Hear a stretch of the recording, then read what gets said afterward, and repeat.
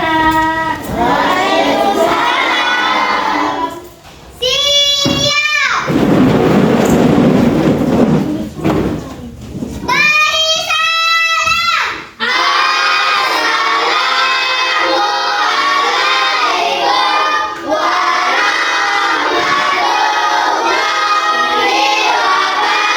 warahmatullahi wabarakatuh. Waalaikumsalam warahmatullahi wabarakatuh. Oke, silakan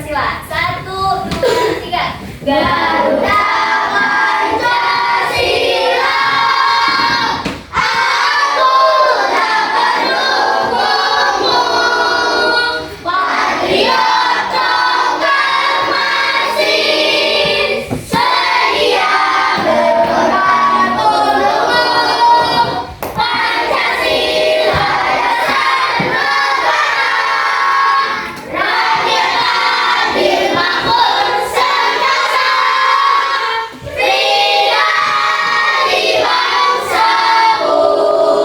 Ayo maju, maju, ayo maju, maju, ayo maju, maju. Oke, terima kasih. Silakan duduk kembali.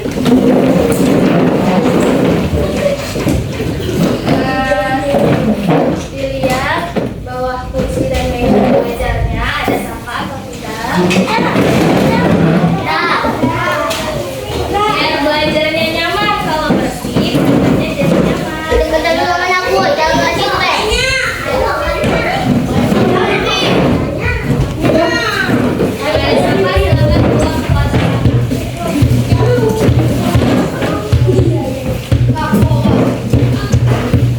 Jangan dibuang, boy. Kita jangan aku buang. Ini jangan kesiangan sayurnya. Awas dong, awas aku punya dong.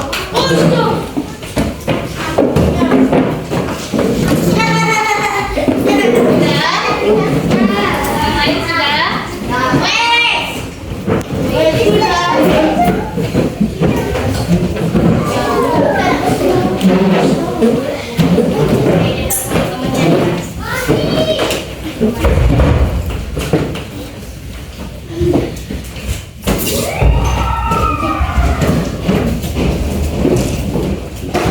Sudah semua? Oke, ada yang ingat kemarin belajar apa? Tentang cuaca. Cuaca itu adalah suatu keadaan di suatu tempat tertentu. Ada berapa cuaca? Apa aja?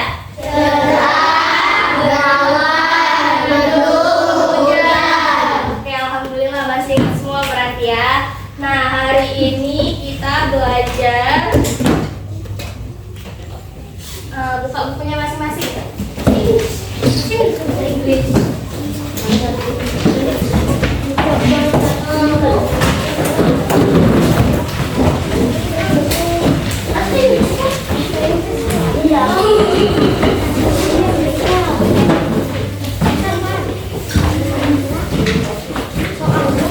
Jadi kita hari ini belajar tentang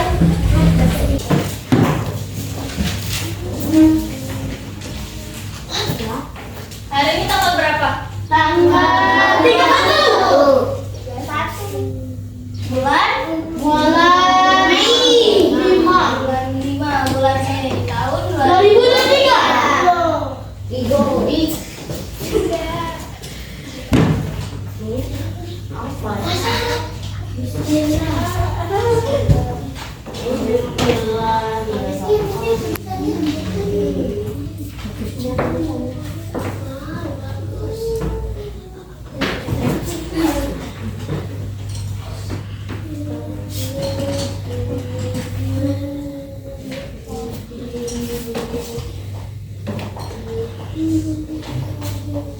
Oke, jadi kita hari ini belajar tema 9.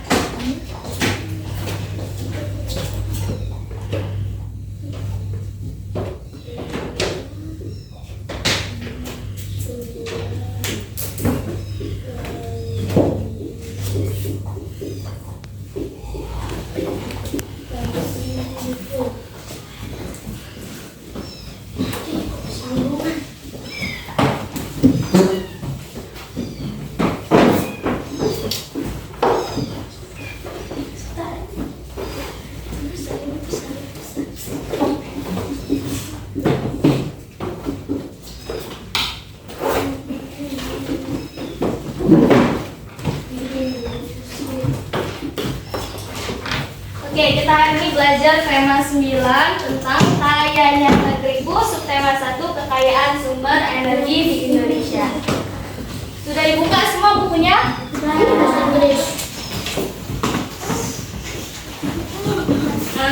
Buka bukunya ya. Sebelum kita belajar, supaya semangat, Ibu punya tepuk. Mau tepuk? Mau. Namanya tepuk fokus. Perhatiin Ibu dulu ya. Tepuknya seperti ini. Tepuk fokus. Ku lihat, ku dengar, perhatikan, fokus. Bisa? Bisa. Bisa? Mau? Oke. Sama-sama ya. 1, 2, 3. Tepuk fokus. Ku lihat, ku dengar, perhatikan, fokus. Nah, kalau Ibu bilang fokus, tepuk 1 kali langsung diam, oke? Oke. Nah, sekarang buka bukunya halaman 1. Di sini ada gambar air atau bendungan sama tiang listrik. Dilihat di bukunya masing-masing.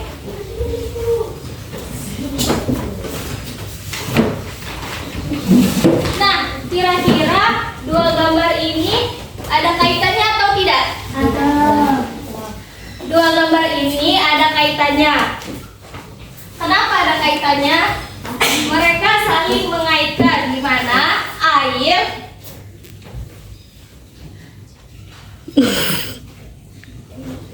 Nah, dua gambar ini saling berkaitan di mana air dapat menghasilkan energi listrik. Kok bisa? Ada yang tahu? Ya. Jadi, air dapat menghasilkan energi listrik itu karena air dapat menggerakkan kincir dari pembangkit listrik tenaga air sehingga menghasilkan energi listrik. Itulah yang menyebabkan adanya pembangkit listrik tenaga air atau PLTA. Oke, silakan dibuka bukunya halaman 3. Nah, di sini ada teks air dan listrik. Siapa yang mau baca? Saya. Oke, boleh. Dibaca sampai titik. Air memiliki manfaat yang sangat besar bagi kehidupan manusia. Salah satu bermanfaat air adalah sebagai pembangkit. Yang lainnya dengerin ya.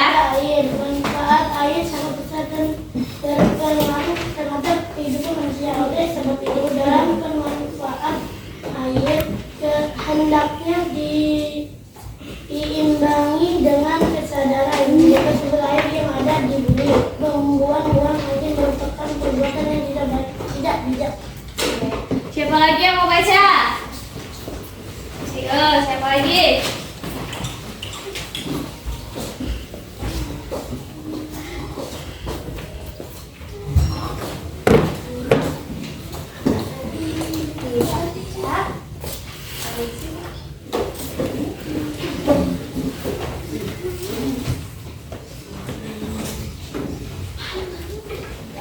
Air dan listrik menjadi kebutuhan manusia yang tidak bisa diganti oleh apapun. Kegiatan sehari-hari akan terganggu ketika pasokan air dan listrik terganggu di Indonesia. Pembangkit listrik tenaga air adalah salah satu Yang lainnya dengerin ya.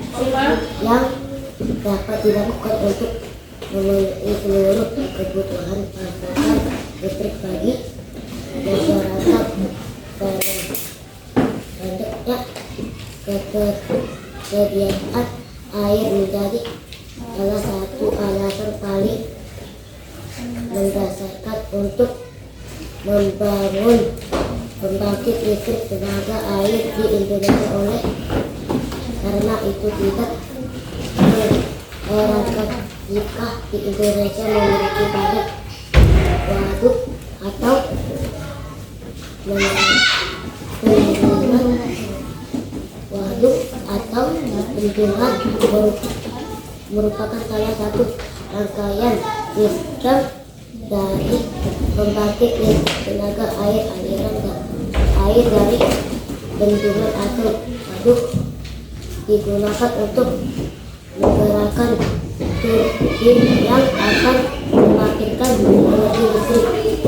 Terima kasih. Kasih tepuk tangan dulu buat teman-teman yang mengerjakan. Ibu lanjutkan ya. Air merupakan salah satu sumber energi yang cukup berlimpah. Air menyimpan energi yang cukup besar. Aliran air mampu menggerakkan kincir yang dibangun di dekat sungai. Kincir-kincir ini akan dihubungkan dengan generator untuk menghasilkan listrik. Makin deras aliran air, semakin kencang kincir berputar. Energi listrik yang dihasilkan pun semakin besar. Nah, jadi apa fungsi air di pembangkit listrik itu? Pembangkit air tenaga listrik tadi. Setelah dari baca teks tersebut, ada yang tahu? Jadi fungsi air itu untuk menggerakkan kincir yang ada pada pembangkit listrik sehingga dapat menghasilkan energi listrik. Oke. Selanjutnya buka halaman 5.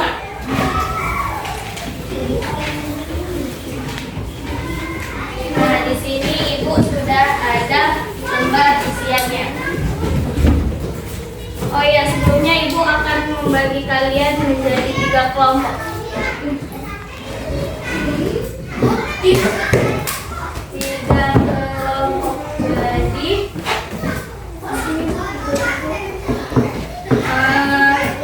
Jadi garis meja ini sama ini kelompok 1. Ini sama garis ini dan ini kelompok 2. Oke. Dan yang terakhir kelompok 3. Mengerti? Nah, ini Ibu bagikan lembarnya. Kalian kerjakan sama-sama ya. Yang sama.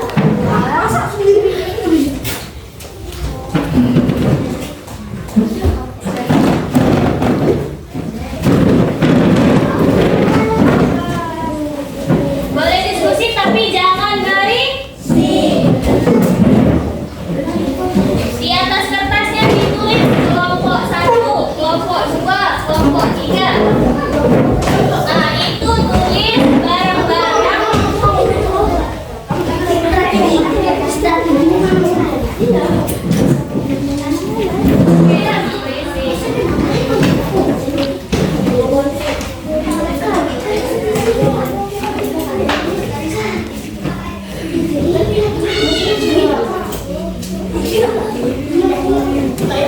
Semua bisa mengerjakannya?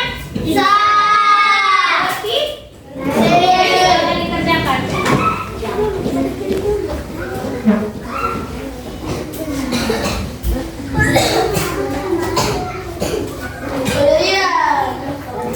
Itu boleh benda-benda yang ada di rumah yang sering kita temui. Boleh.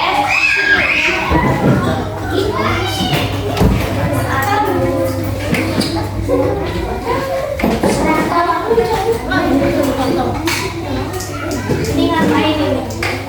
Kerjaan.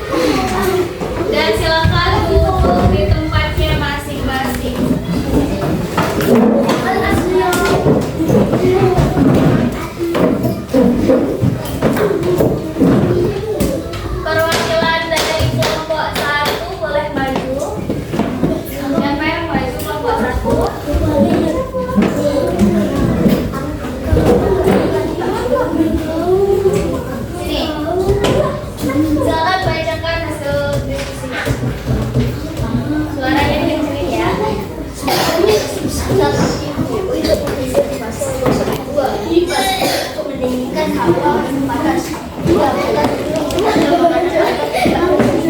Lampu untuk menerangi ruangan. 4. Setrika untuk merapikan pakaian. 6. Mesin cuci untuk mencuci baju. 7. Dryer untuk mengalirkan rambut. Terima kasih, beri tepuk tangan. Oke, kelompok 2, siapa yang mau maju?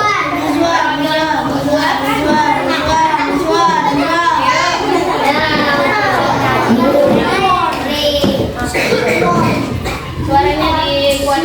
Kulkas untuk menyimpan makanan, kipas untuk mendinginkan, lampu untuk menerangkan, TV untuk menonton, blender untuk mengiringkan makanan, mesin cuci untuk mencuci, setrika merapikan baju. Oke, tepuk tangan buat temannya.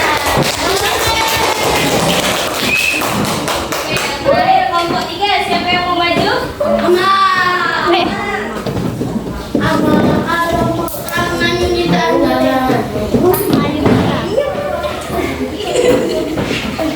Suaranya dikit ya. Kipas angin agar tidak panas dan televisi bisa ditonton setiap hari. Mesin cuci untuk mencuci baju. Setrika bisa menggosok baju. Lampu agar menerangkan ruangan.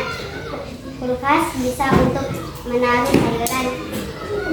Charger bisa untuk memecas HP. Oke, terima kasih. Kasih tangan buat temannya.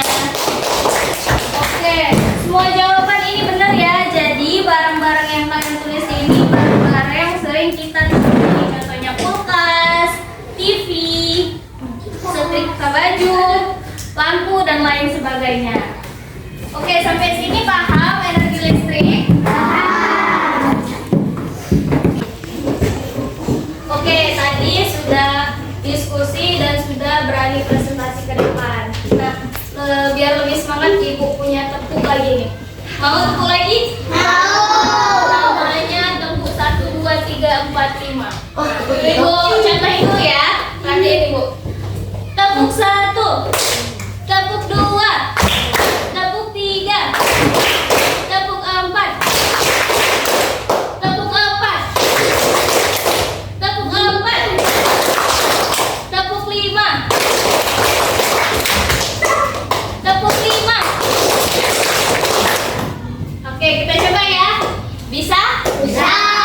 Tepuk 1, tepuk 2, tepuk 3, tepuk 4, tepuk 4 kayak ini. Tepuk 4. Nah, kayak itu ya. Lagi. Tepuk 4, tepuk 5. Kalau tepuk 5 kayak ini. Tepuk 5. Bisa? Bisa. Oke, kita coba lagi. Tepuk 1, tepuk 2, tepuk 3, tepuk 4, tepuk 5. Tepuk 5 3 kali. Oke, benar semuanya. Nah, di sini Ibu punya sesuatu. Mau lihat? Mau. Dadah. Tahu dulu ya. Di situ.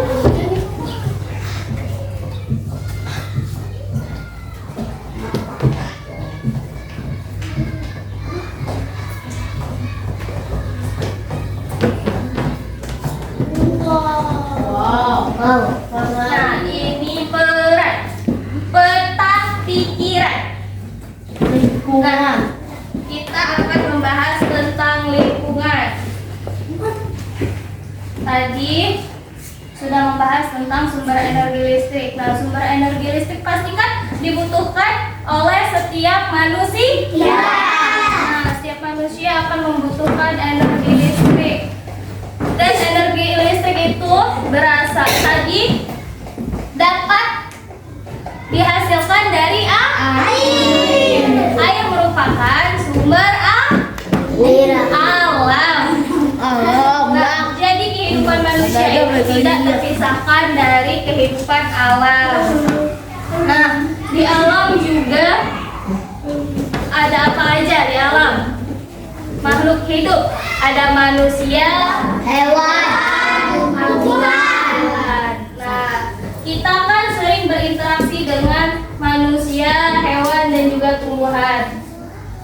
Nah, yang sering kita lakukan adalah berinteraksi dengan manusia. Nah, jadi kehidupan manusia itu tidak terlepas dari kehidupan sosial. Buka halaman 6, di sini Ibu ada teks lingkungan.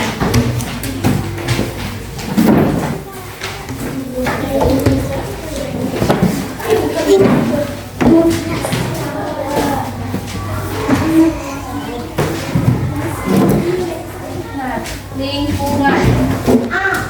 Ibu baca ya. Kalian semua simak ya. Oke. Lingkungan. Kehidupan manusia tidak bisa dipisahkan dari lingkungan alam dan lingkungan sosial.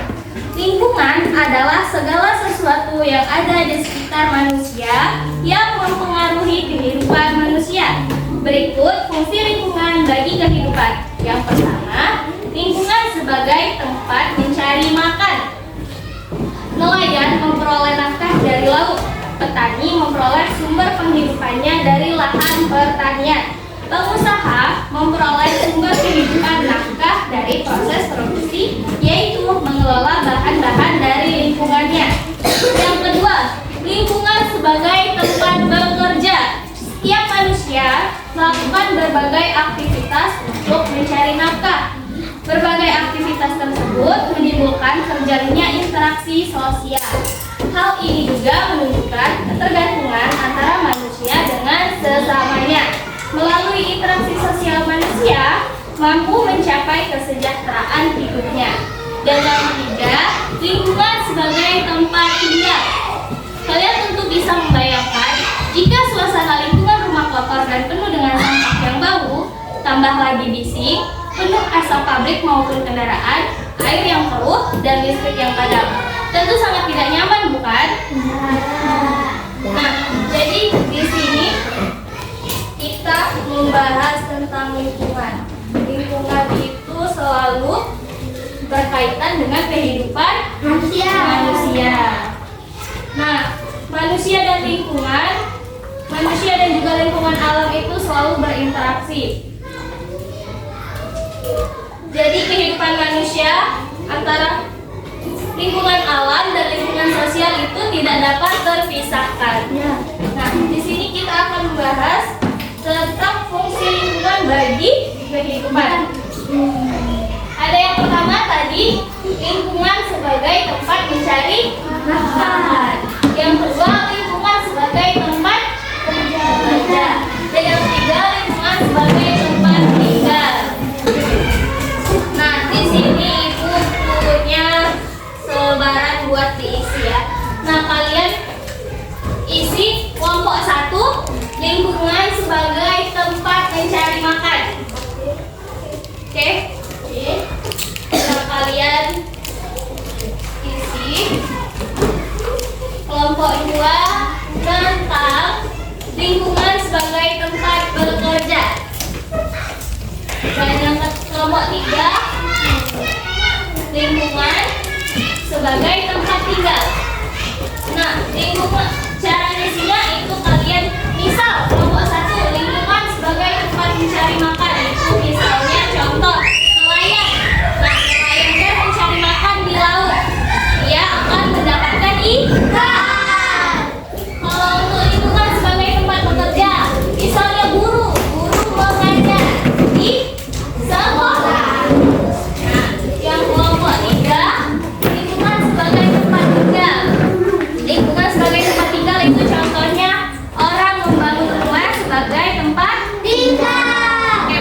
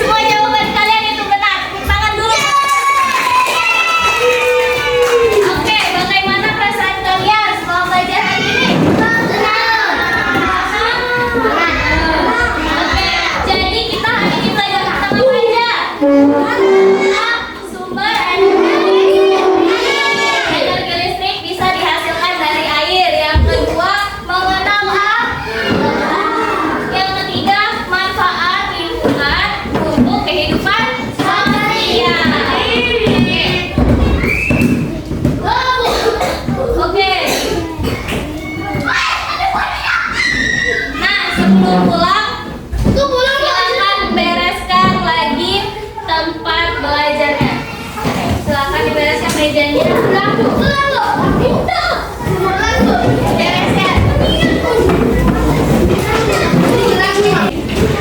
Oke, sudah rapi semuanya? Ada baiknya. Silakan dipimpin ketua kelas. Ya, silakan pimpin.